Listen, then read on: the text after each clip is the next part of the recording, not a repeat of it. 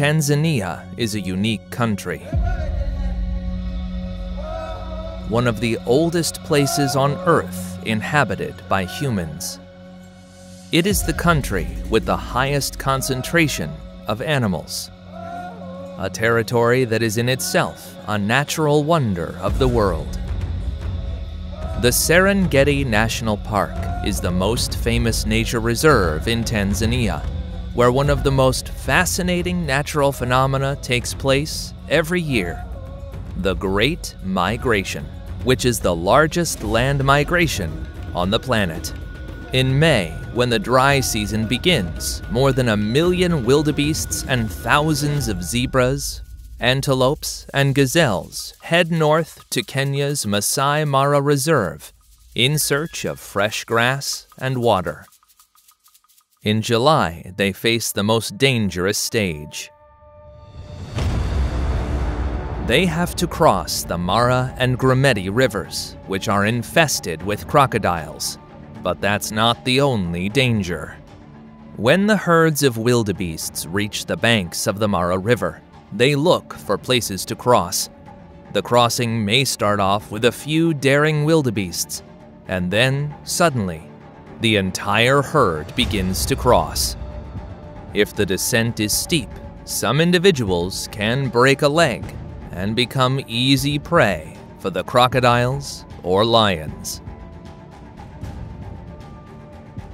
Zebras and wildebeests often cross together, with zebras having better sight and wildebeests better hearing.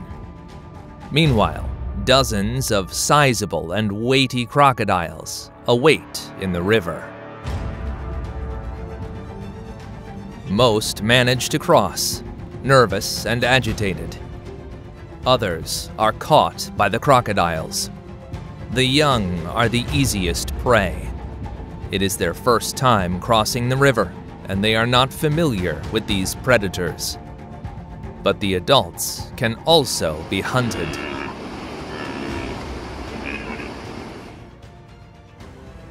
The Nile crocodile has one of the strongest bites in the animal kingdom. Once the crocodile catches its prey, it holds it underwater and spins, a maneuver known as the death roll.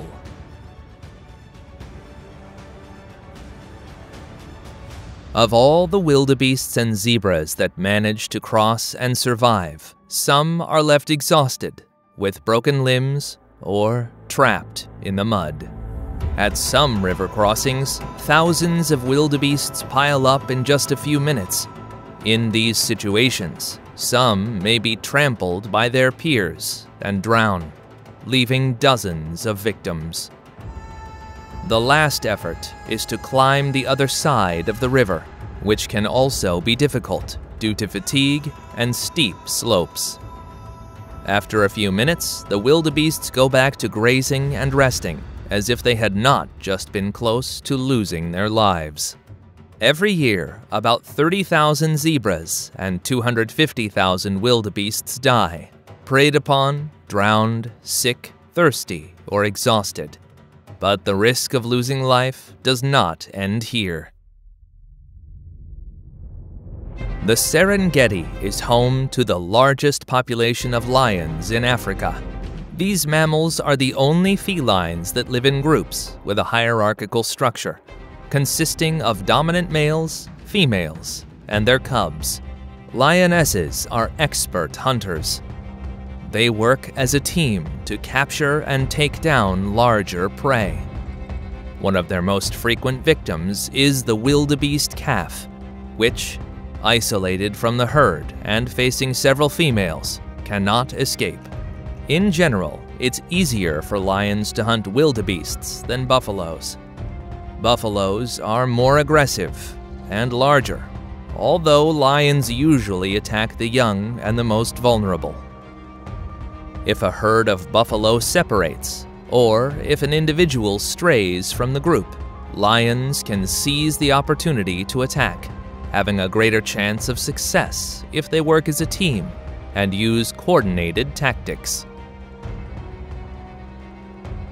Hippopotami are very uncommon prey for lions due to their size, strength, and aggression, but they can sometimes be hunted when there are young, sick, injured, or isolated individuals, as they pose a lesser risk. However, even under these circumstances, hunting hippos remains very dangerous. It is only done when there is a shortage of easier prey.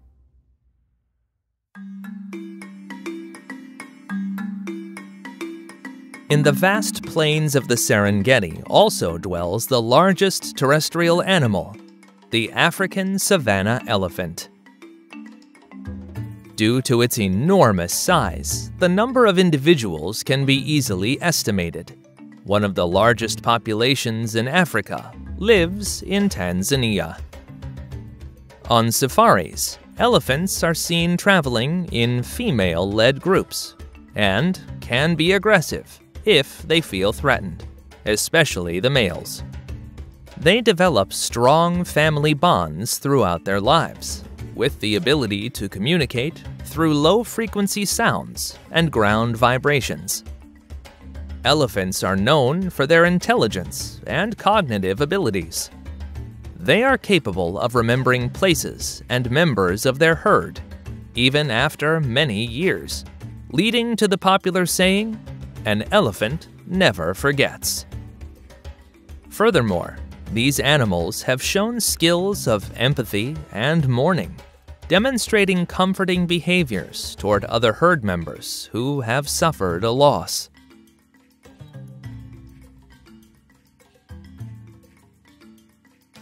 Giraffes, not as heavy, but taller, with their long neck and stylized limbs, are other animals that inhabit these savannas.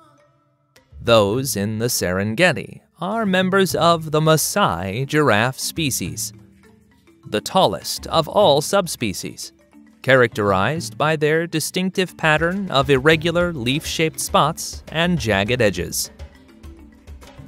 They can grow to impressive heights, which allows them to reach the treetops to feed on leaves and sprouts that other herbivores can't reach. They are social animals that live in groups of 10 to 20 individuals, living between 15 and 20 years in the wild. Unlike elephants, they do not have such tight social bonds, except between mothers and their young. Giraffes are generally calm animals, but aggressive fights sometimes occur between males. They deliver blows with their necks, even being able to stab with their ossicones, which are the two protuberances they have on their heads.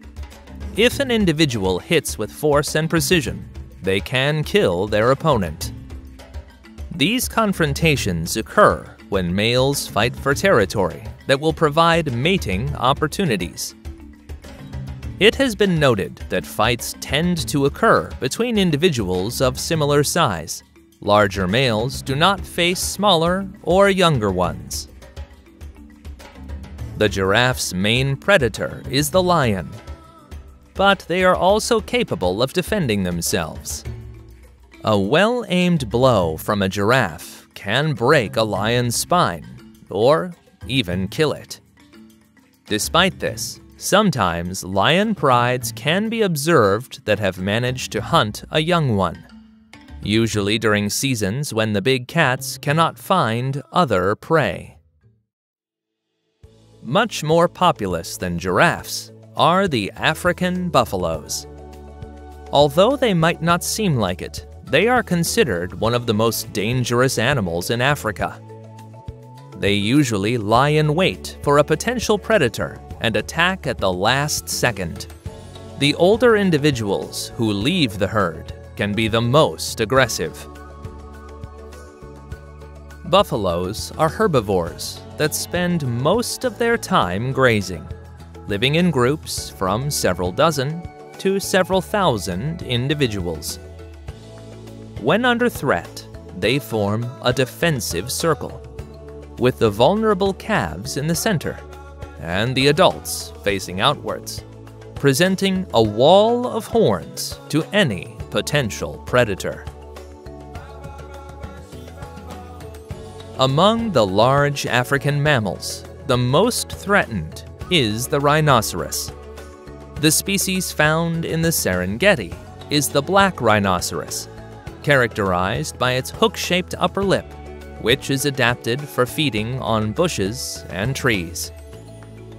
They are solitary creatures, armed with 2 horns that continually grow throughout their life. Their thick skin forms a natural armor that protects them. For these reasons, rhinoceri have no predators, except for humans, who hunt them for their horns, causing several rhino species to already be extinct, and the remaining ones critically endangered.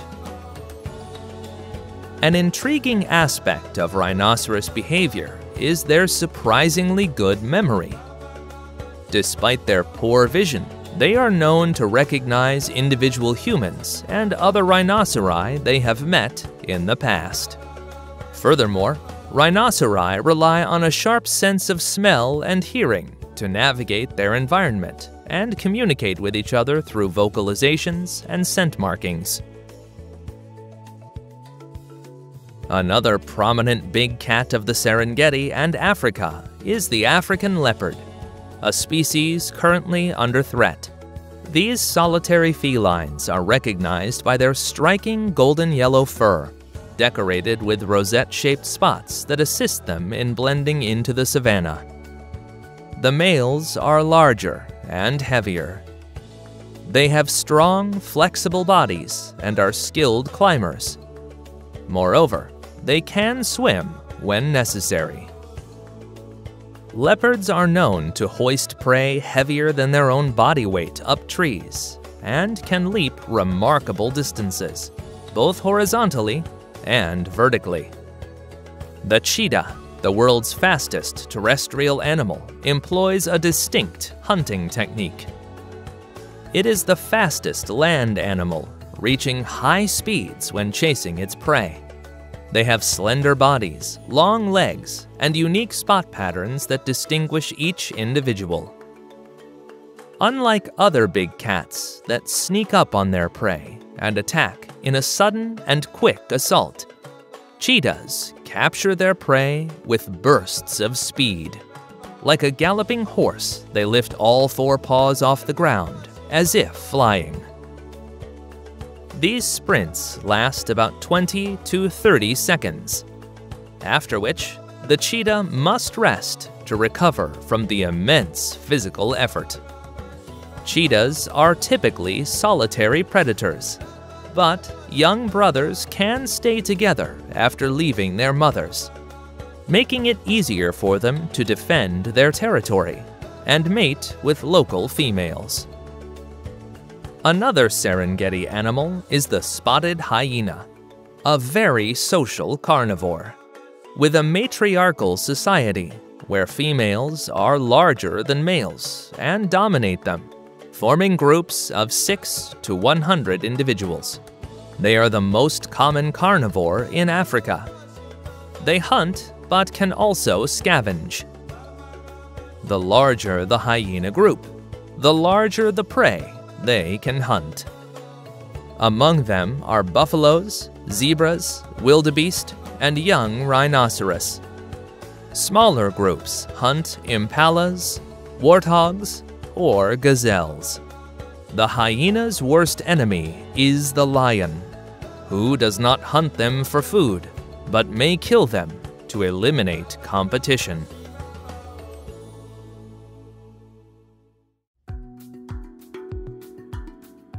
The animals named so far are some of Africa's best known, but there are many other curious and unique species living in the Serengeti.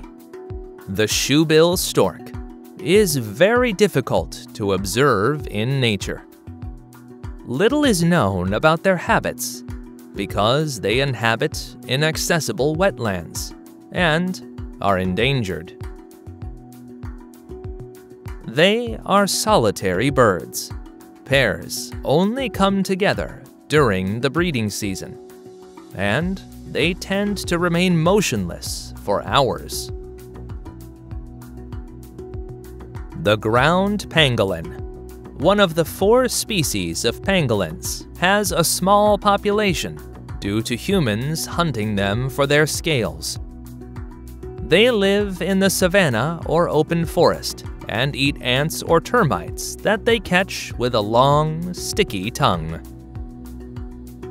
The bat-eared fox is characterized by its large, pointed ears, helping them detect their prey, such as insects and small mammals, even underground. They are essentially insectivorous, feeding largely on termites and beetles.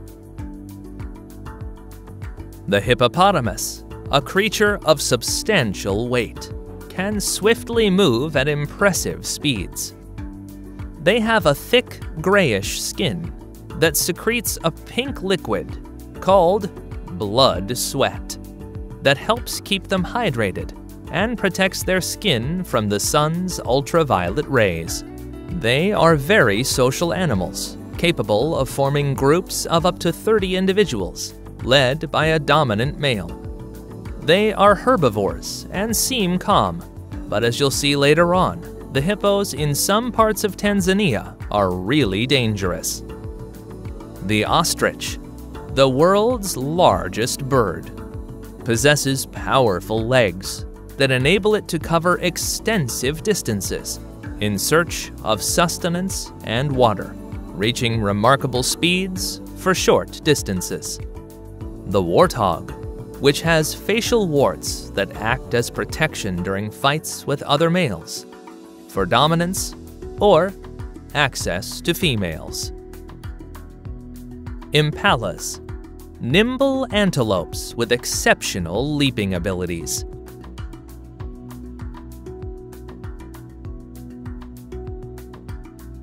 Males display lyre-shaped horns of considerable length. The banded mongoose, famous for its ability to confront venomous snakes such as the cobra, using its rapid movements and reflexes to avoid being bitten. The secretary bird, a bird of prey that hunts its prey on foot, specializing in feeding on snakes, even venomous ones, amphibians, and insects. Unlike other birds of prey, the secretary bird uses its long, powerful legs to kill its prey, repeatedly striking it. The marabou stork. It feeds on dead animal remains, found in areas where predators have left their prey, sharing the feast with vultures and other scavenger species.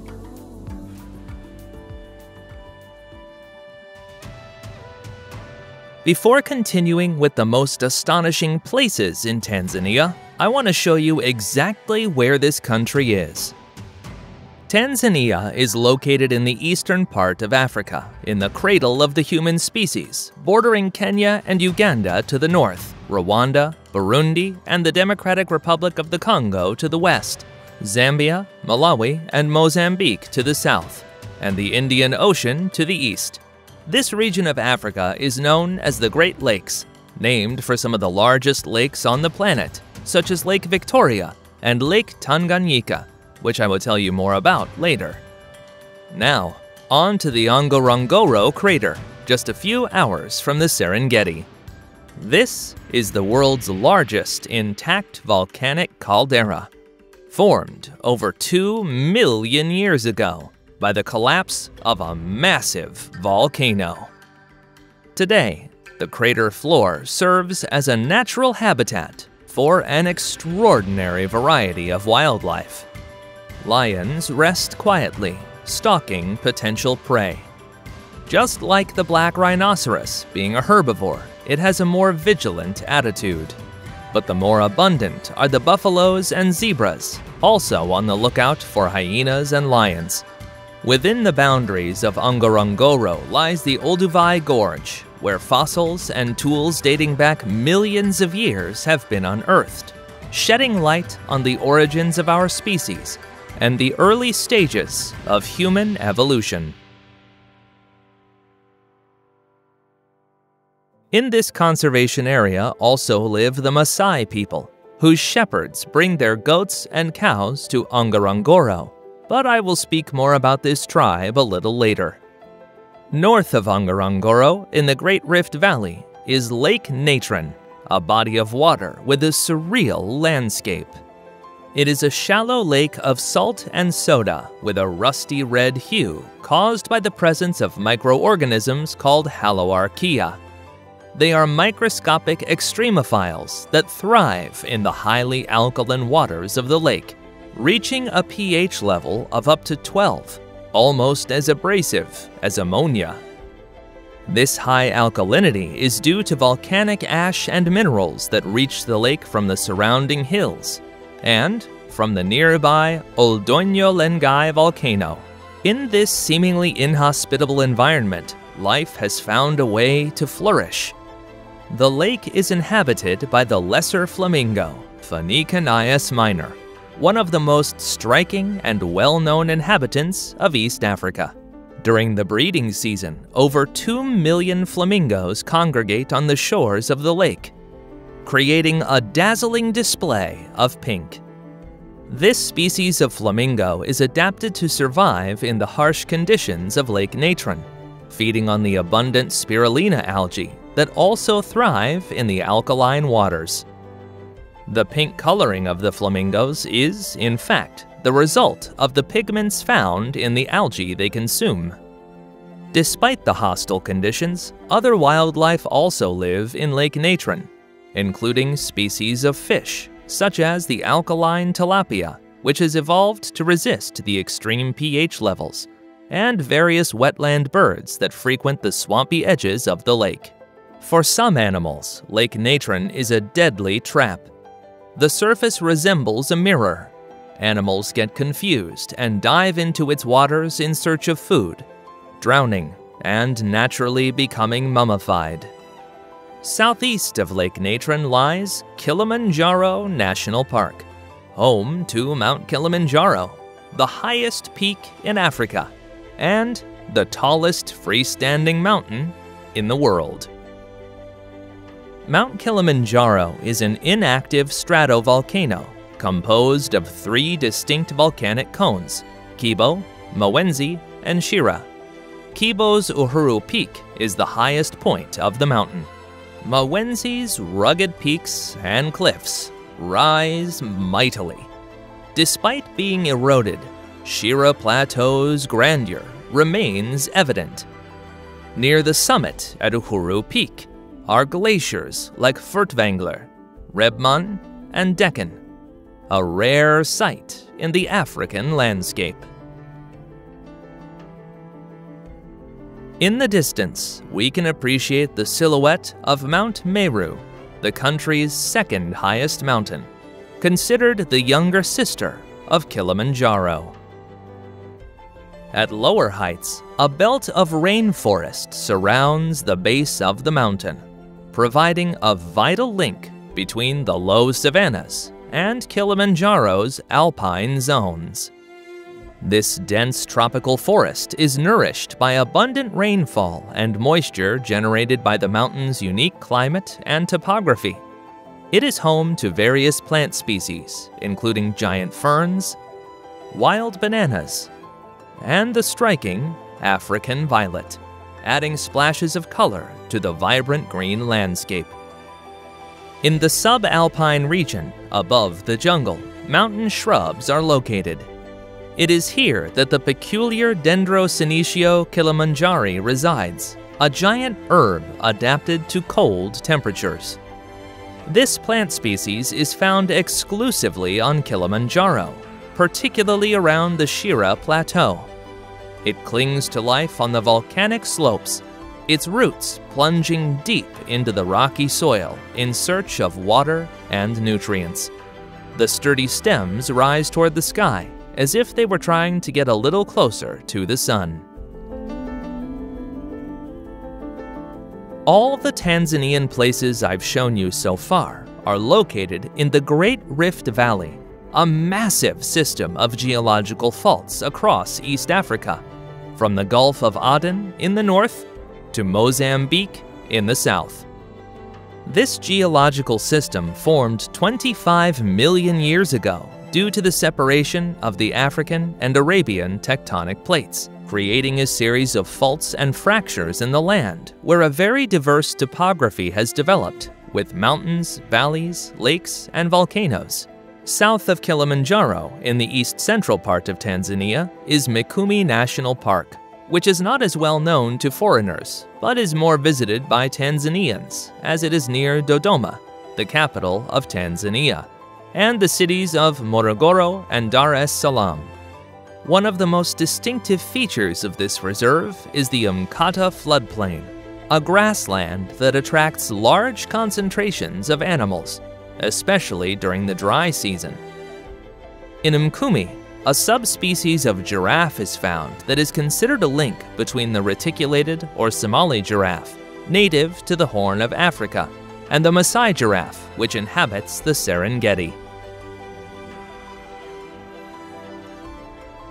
South of Mikumi Park is Nyerere National Park, the largest reserve in the country, and one of the largest on the African continent.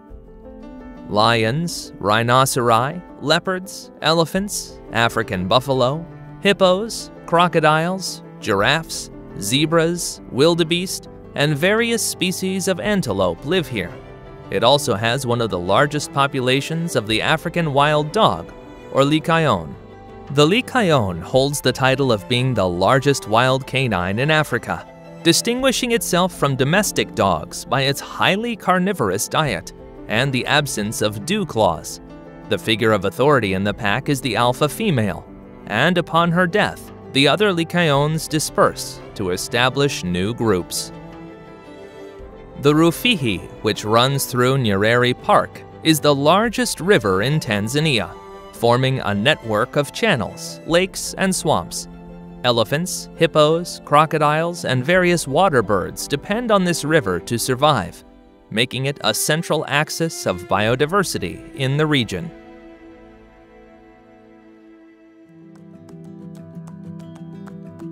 You have already met several of the animals that live in Tanzania, but one of the most outstanding and curious ones is still to come, the chimpanzee.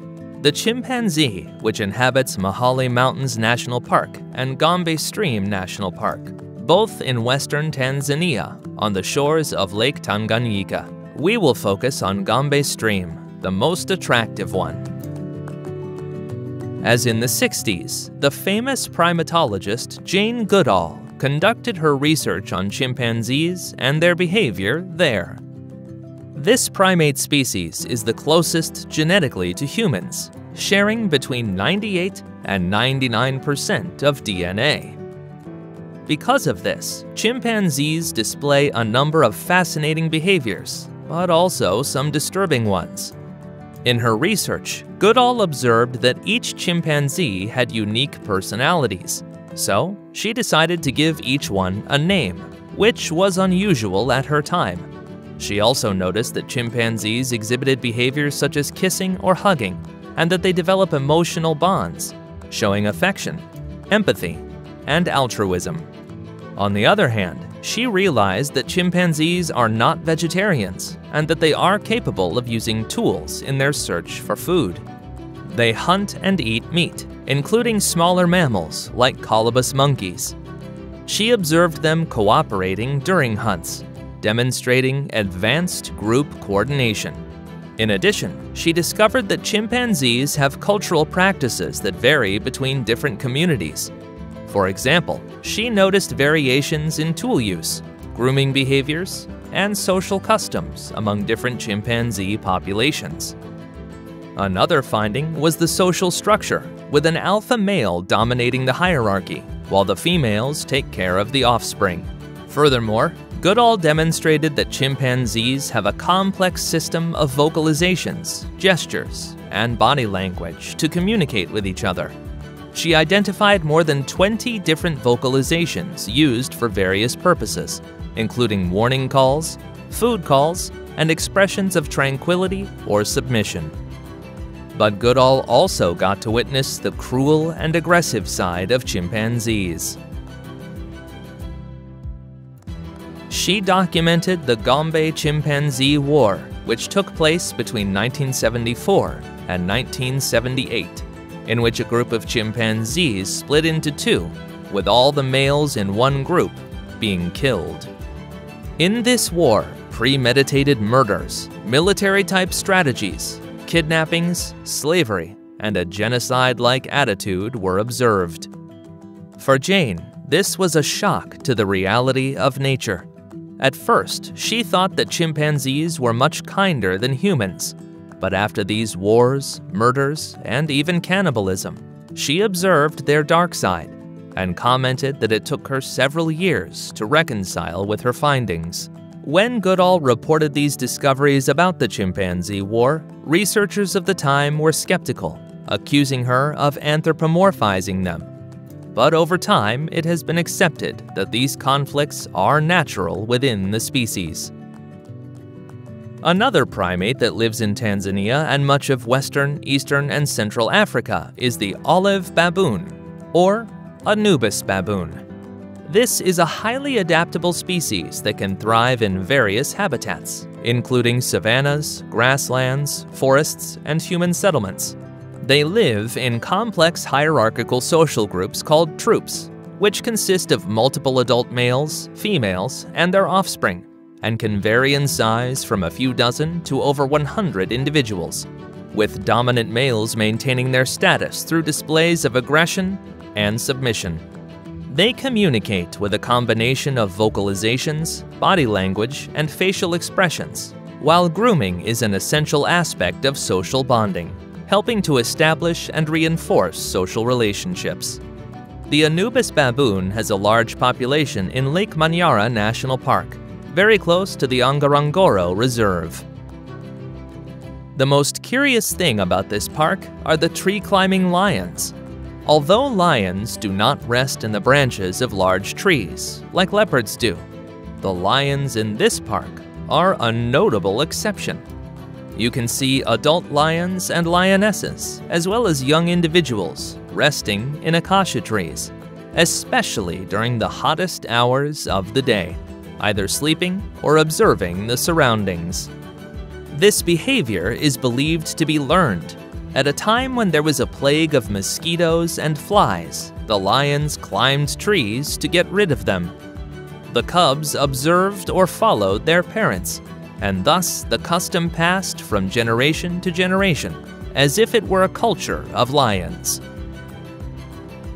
Lake Manyara, which lends its name to the park, is an alkaline ecosystem that attracts thousands of flamingos, elephants, zebras, and hippos that come to drink and bathe. Although the water in the lake is salty, it is safe for animals to drink.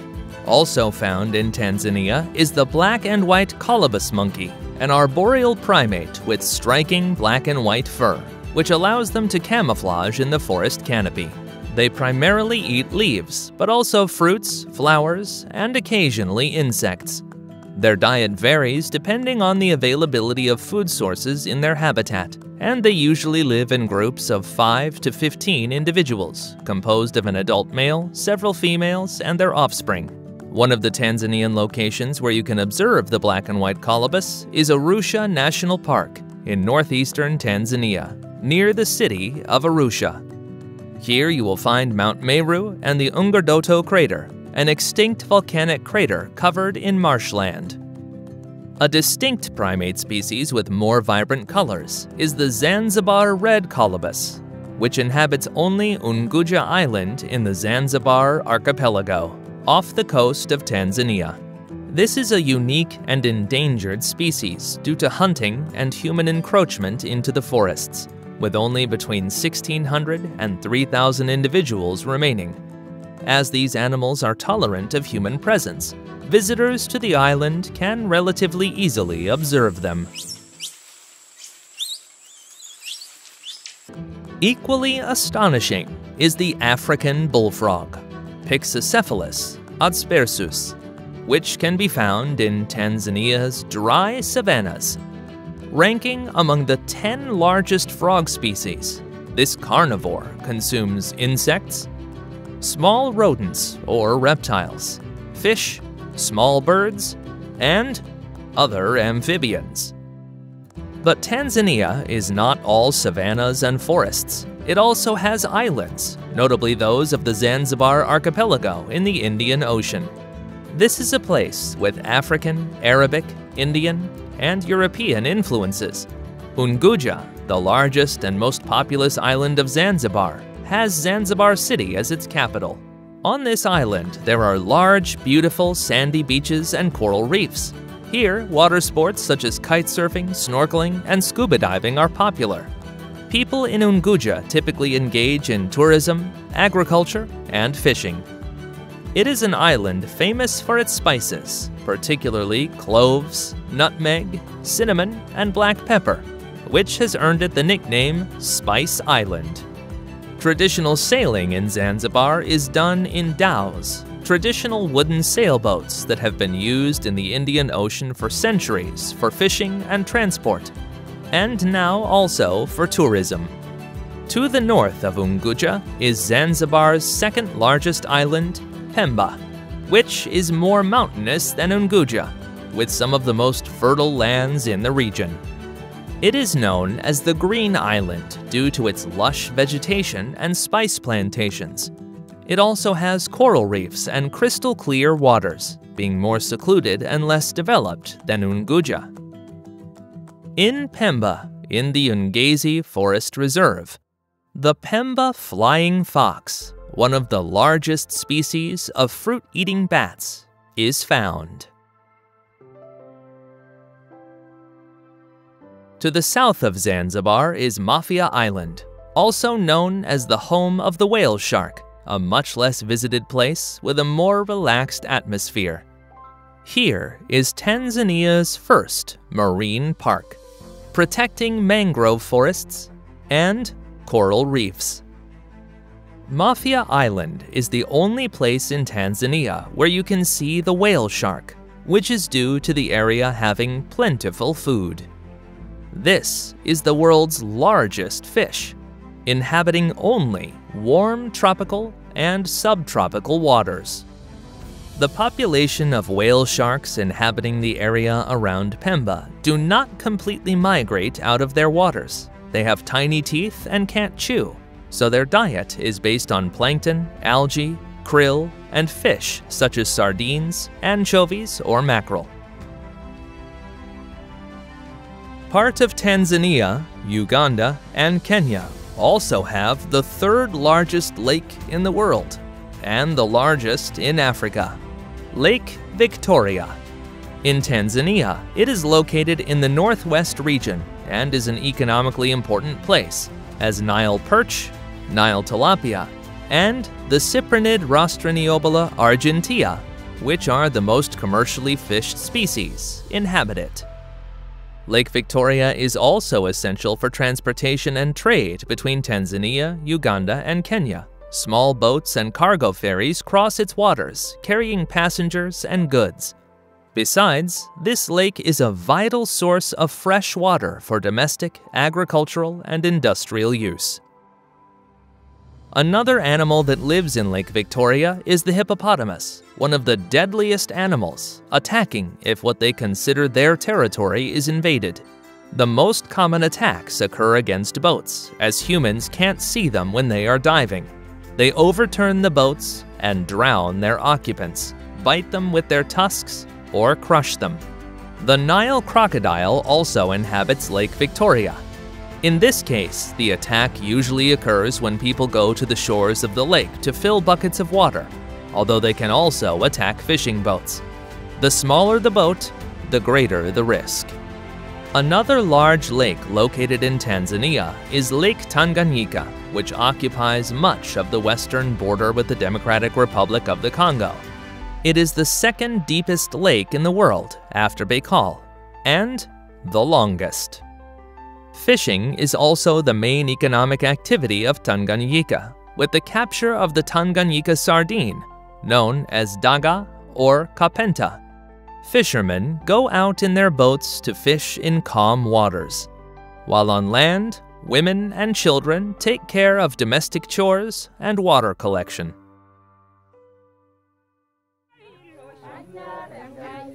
Far from Lake Tanganyika to the north of Tanzania and east of Lake Victoria, the Maasai tribe lives, a people of cow, sheep, and goat herders. Maasai means people who speak the Ma, which is their native language. Traditionally, this ethnic group has been nomadic, but over time, more and more Maasai have become farmers. They are recognized for their colorful red fabric clothing called shuka, accompanied by jewelry and their tall stature. Their lifestyle revolves around herding herds of cows and goats, which are their main source of income. They exchange them for money or other products. For the Maasai, cows are a symbol of wealth and status. The more cows a man has, the wealthier he is. Just as with children, the more children, the better. And if a man has many cows but no children, or vice versa, he is considered poor. Traditional Maasai live in settlements called enkangs, in huts known as bomas, made from branches, straw, and cow dung. The villages are surrounded by fences of logs and branches for protection against wild animals and to keep livestock. In Maasai society, men are responsible for protecting the community and their livestock from predators and rival tribes. The transition from childhood to warrior status, known as the Moran stage, is marked through a series of rituals and ceremonies that signal their coming of age. Years ago, they would kill lions as an initiation rite to demonstrate their bravery and combat skills. Hunting them was a symbol of honor and an achievement that granted prestige and recognition. But today, laws forbid this practice, and it is only done as punishment for the predation of cows and goats. Maasai women are responsible for maintaining the home, raising the children, and tasks like collecting firewood and water. The Maasai diet consists of butter, antelope, and goat meat, cow's milk, and animal blood, including that of oxen. They use spears and bows for hunting and usually carry a stick that they use to scare away animals or to lean on. Marriages are generally arranged by older Maasai when the women are still very young. These women are often much younger than their husbands, who may have multiple wives. Because Maasai men spend much of their lives trying to increase their cattle herds, they marry several wives to care for the cattle and their homes. It is believed that for a man to be happy, he must have several wives. Even they may prefer it that way. It is considered to be love among several people and not just between two. The first wife plays the most important role. Subsequent wives are co-wives, sharing a bond with each other as if they were sisters. The man is expected to care for both and their needs, and if not, the wife can return to her parents' home.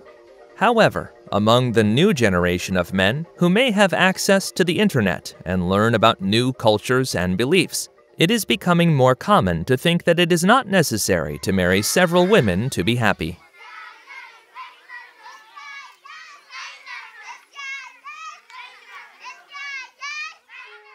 This volcano is Oldoinyo Lengai, the Mountain of God for the Maasai, located in the Ngorongoro Reserve. It is the only active natrocarbonatite volcano on Earth, with its lava much hotter than typical lava. For the Maasai, it is a sacred place, dwelling of the god Ngai, who retreated here after being struck by a hunter's arrow. Near the Maasai lives another prominent ethnic group, the Hadza tribe, found only in Tanzania in the Arusha region, bordering the Serengeti Plains. Until 1950, the Hadza were hunter-gatherers with a nomadic lifestyle. But over time, the lands on which they survived were taken over for agriculture. Today, only a small number of them continue this nomadic lifestyle, and many live in conditions of poverty. These Hadza, who continue to live traditionally, are one of the last true hunter-gatherer societies remaining on Earth, which allows us to glimpse how our ancestors lived for thousands of years. In fact, the Hadza have one of the oldest genetic lineages in humanity. The Hadza people speak Hadzani, which is not related to any other known language. This further distinguishes them as a unique cultural group, isolated from neighboring tribes such as the Maasai and the Datoga. The Hadza are groups of 20 to 40 people who maintain close social relationships, value equality within their groups, without recognizing official leaders. Women have autonomy and also contribute by gathering food. When relational problems arise, Hadza camps separate to dissipate tension and then reunite. They feed on bee honey that they find in acacia or baobab trees, baobab fruits, berries, tubers, and large and small game animals. Until about 30 years ago, they hunted buffaloes, giraffes, or zebras, but the populations of these animals have been decreasing, and today they hunt a small antelope called dik-dik, boars, impalas, monkeys, and sometimes the kudu. Being accustomed to living freely in small nomadic camps, some Hadza do not want to live in neighboring villages, rejecting the noise and crowds. They make round-shaped huts from tree branches covered with grass and have few personal possessions, including bows, arrows, and pipes. If they have more things than they need to live, it is expected that they share with other members of the group. Another particular group of people in Tanzania are Tanzanians with albinism, a rare genetic disorder characterized by a lack or total absence of melanin. Albinos have very light skin, hair, and eye color, which makes them stand out a lot amongst the rest of the Africans. Tanzania has one of the highest rates of albinism in the world, with an estimated 1 in 1,400 people. Their lack of melanin makes them more susceptible to sunburn and skin cancer due to the intense African sun. In addition, many have vision problems, as a lack of pigmentation in the eyes can cause problems with light sensitivity. Beyond these physical challenges, albinos face significant social and cultural difficulties. They are subject to discrimination, stigmatization, and exclusion from society. In some cases, they are even believed to possess magical powers or bring bad luck, leading to further marginalization. But the most serious danger to albinos is the threat of violence, driven by superstition and an illegal market for parts of their bodies. Witch doctors and traditional healers may use parts of albinos' bodies in rituals or potions, claiming that they bring good fortune and wealth. Tanzanian culture is highly diverse, the result of a mix of over 120 different ethnic groups inhabiting the country. Each ethnic group has its own customs, traditions, and languages. Of the 125 ethnic groups in Tanzania's population, the most numerous are the Sukuma, Nyamwezi, Chaga, and Haya.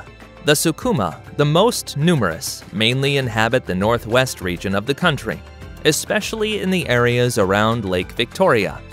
They are predominantly farmers and herders, with a rich culture of music and dance.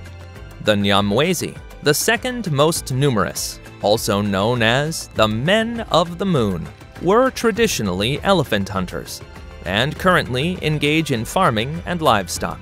The Chaga, the third most numerous, live on the slopes of Mount Kilimanjaro. They are known for their irrigation system and their advanced agricultural techniques, their coffee and bananas. The Haya are found in the Kagera region, in the northwest near Lake Victoria. They are known for their skill in blacksmithing, pottery, and carpentry. Their main activity is agriculture, centered on the cultivation of coffee and bananas. Also present are the Maasai, the Hadza, and the Ngoni. The latter is a Bantu ethnic group that lives in parts of Tanzania, as well as in Malawi, Zambia, and Mozambique. Known for their skill in warfare, their prowess in fighting, their music, and dance, the king is the central figure in Ngoni society, considered the supreme leader of his people. Life in Tanzania centers around family and community. Respect for elders is an essential part of daily life. Hospitality is another important feature of Tanzanian culture. Visitors are often surprised by the warmth and friendliness of the local people. The main languages of Tanzania are Swahili and English, although many other local languages are spoken.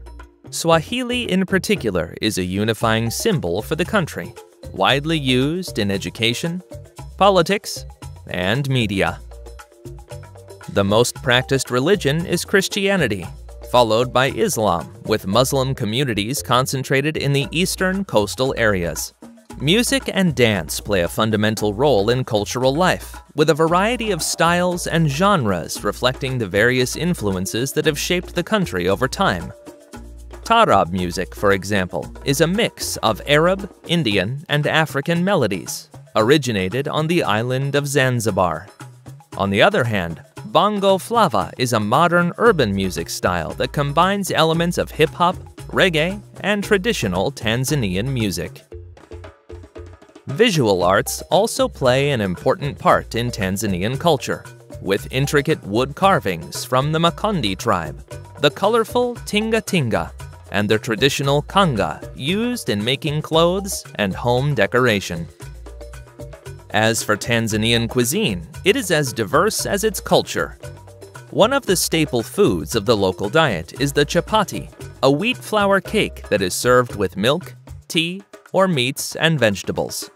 Ugali is a corn and cassava porridge considered the national dish of Tanzania and generally of East Africa. It is usually accompanied by vegetables, meats, or fish. Nyama choma is grilled meat, usually goat. Chipsi mayai is a potato and egg omelet, one of the most popular meals. Although Dodoma is the political capital of the country, Dar es Salaam is the most populous city and the center of Tanzania's economic, cultural, and social life. It is located on the shores of the Indian Ocean and was founded in 1862 by the Sultan of Zanzibar, Said Mahid, growing steadily and becoming a melting pot of cultures and traditions. Dar es Salaam, meaning home of peace, has a population of people of Arab, African, Indian, and European ancestry, a cultural mix that is evident in its architecture, cuisine, and ways of life. It is a city of contrasts, where modern skyscrapers and luxurious hotels coexist with bustling markets, busy bazaars, and lively streets. Travelers can enjoy historical architecture in areas like the Kariakoo district, or explore the Kivukoni fish market, where local fishermen sell their catch of the day. The Indian Ocean beaches of Dar es Salaam are a popular place to relax and soak up the sun, while parks and green spaces, such as the Botanical Garden, offer a respite from the hustle and bustle of city life. The history of Tanzania is a fascinating blend of cultures, traditions, and events that have shaped the country as we know it today. Let's start in prehistory, at the famous archaeological site of the Olduvai Gorge. This place is known as the cradle of mankind, and it has provided some of the oldest evidence of the existence of hominids, the ancestors of modern humans. Here, in 1959, Mary and Louis Leakey discovered the skull of a hominid known as Zinj, or Nutcracker Man, which is over 1.75 million years old. Homo habilis, the first human species, occupied this area approximately 1.9 million years ago. We move forward in time to the first millennium AD, when the Bantu people began arriving in the Tanzania region from West and Central Africa.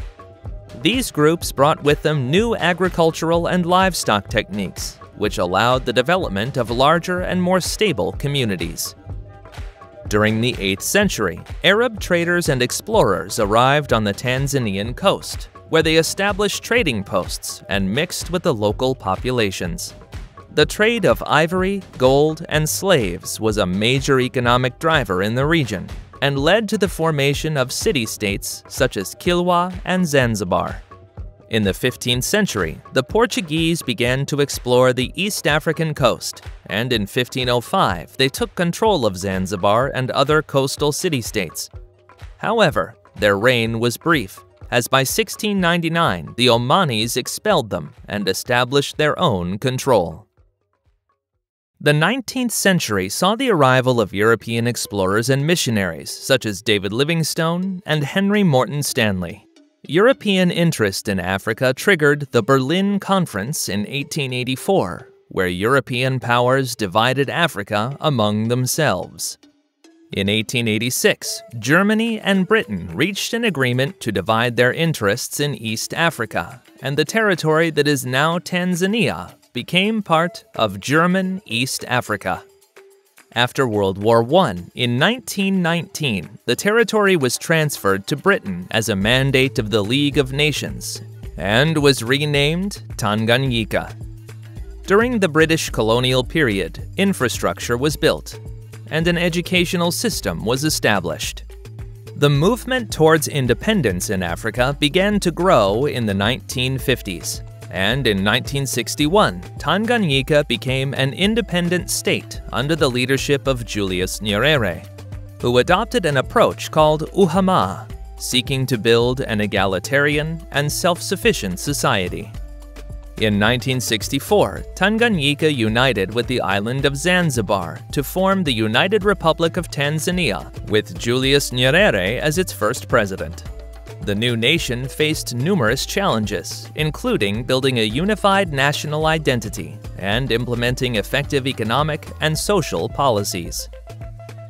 Despite his efforts, Nyerere's Ujamaa approach did not have the expected success, and by the 1980s, Tanzania was facing a severe economic crisis.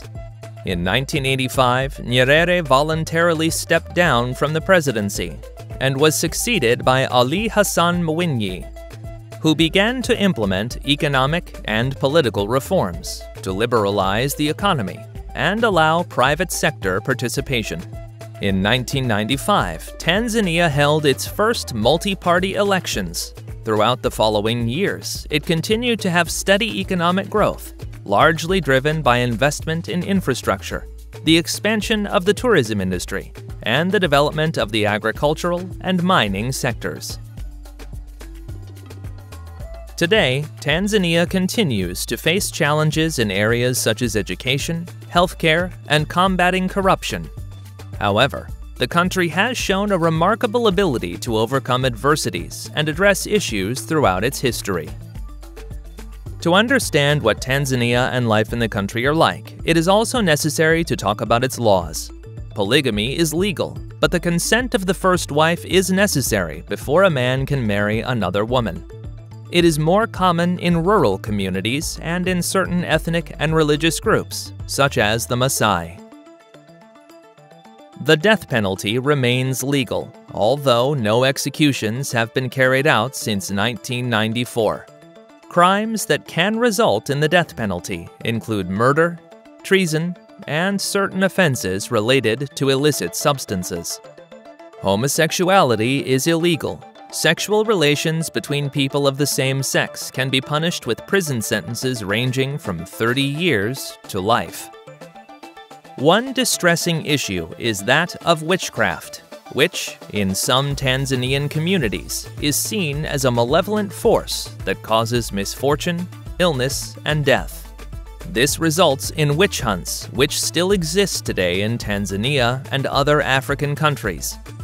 It starts with an accusation, triggered by an unexplainable event or personal misfortune, such as the death of a family member, a bad harvest, or the loss of livestock.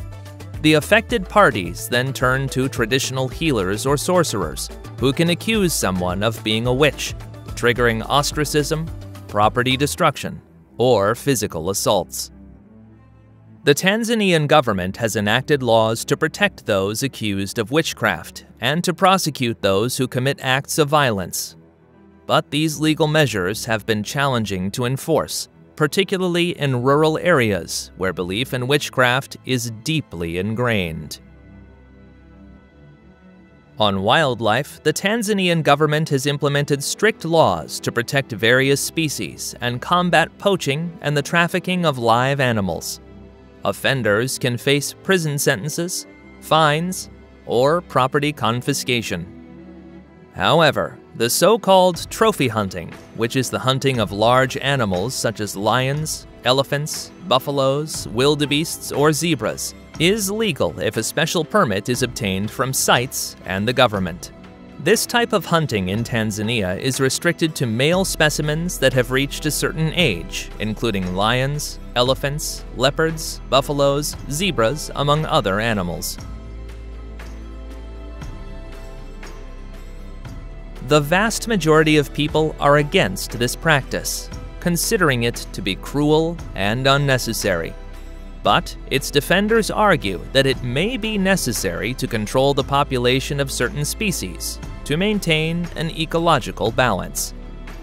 According to them, in areas where natural predators are scarce, hunting could help control herbivore populations and prevent overpopulation and habitat degradation.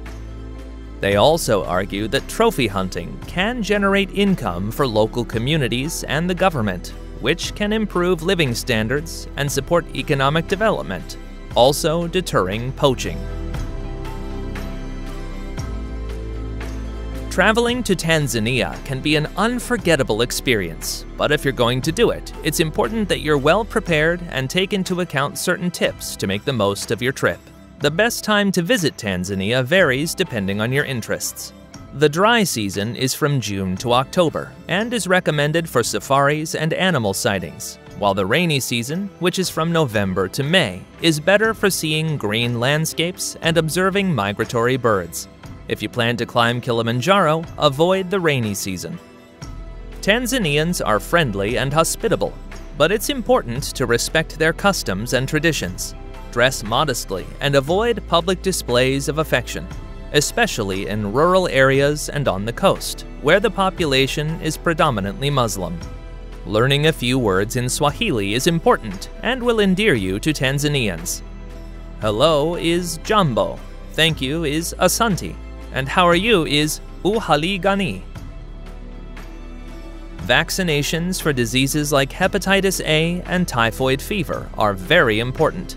The animal that causes the most human deaths in Tanzania and much of Africa is the mosquito, which is the main transmitter of malaria, a potentially deadly parasitic disease. Some measures to prevent this disease include using mosquito repellents that contain at least 30% DEET, setting up mosquito nets around beds, wearing long-sleeved clothing and long pants, especially at dusk and dawn, and taking anti-malarial drugs before, during, and after the trip. Dengue fever, sleeping sickness, and chikungunya also exist in Tanzania, so it is especially important to protect yourself from mosquitoes. Tanzania is a relatively safe country, but it's always important to take precautions. Keep your valuables secure and avoid walking alone at night in unfamiliar areas. Follow the instructions of guides during safaris and respect the rules of national parks to ensure your safety. In cities like Dar es Salaam, it's important to be cautious. Don't accept offers from unlicensed taxis. Don't walk alone at night, in isolated places, or on beaches. Don't carry valuable items or large amounts of cash. In general, listen to your guide and follow their directions, as they will know the local risks. Regarding driving, I wouldn't recommend it if you don't have experience traveling to African countries, but if you're going to do it, be very careful, as the roads are not the same as those in more developed countries. Regarding safaris, which in Swahili means journey, they are generally safe, especially if you go on an organized trip with an experienced company, although it is also important to be aware of certain guidelines. The attire is essential. wear khaki, brown, or green clothing that blends with the environment, high, closed boots, and tall socks, long-sleeve shirts or t-shirts, and long pants to protect yourself from mosquitoes or possible snake bites. It is also advisable to wear a hat to protect yourself from the sun and avoid wearing perfume that may scare away animals. Keep in mind that safaris usually start very early and it might be cold, so a good option is to wear several layers of clothing that you can change throughout the day. Do not step outside the vehicle. You cannot know if an animal will suddenly appear, although there will be some areas where the guide will tell you it's safe to walk or get out. Regarding walking safaris, which are better for getting closer to animals, don't walk without a guide, don't speak loudly, and don't run, because you could be mistaken for prey. In rivers and lakes, avoid going into the water, unless you're absolutely sure there are no hippos or crocodiles. Animals are accustomed to vehicles and people inside them. But don't stick anything out the window, like a camera or a selfie stick, because it might attract attention. In case there are windows, keep in mind that baboons might try to get in or grab things. If you go with guides, who can be 1, 2, or more, they usually have experience and act calmly, knowing what to do. If it's a self-driving safari, go slow and pay attention to any animals that might be on the roads, especially during the rainy season, when the grass is tall. It's valuable to know about elephants that sometimes stand in the way. If this happens, the general indication is to turn off the engine, as the animal might interpret the noise or movement towards it as a challenge. If an elephant lifts a leg, don't panic. These animals have nerve endings in their legs that allow them to sense vibrations, so it's likely not doing it to crush the vehicle. Elephants often bluff a charge, but then retreat. Being accustomed to the presence of vehicles and humans, they can recognize particular guides who frequently go on safaris. The biggest warning sign to know if an elephant is dangerous is its level of irritation. If an elephant's ear is moving, it's likely calm, but if it flares out wide, it's angry and might attack. When the elephant places its ears backward, tusks upward, and trunk curled, it is even more dangerous. In these cases, there isn't a specific indication to follow because elephants are unpredictable in this state.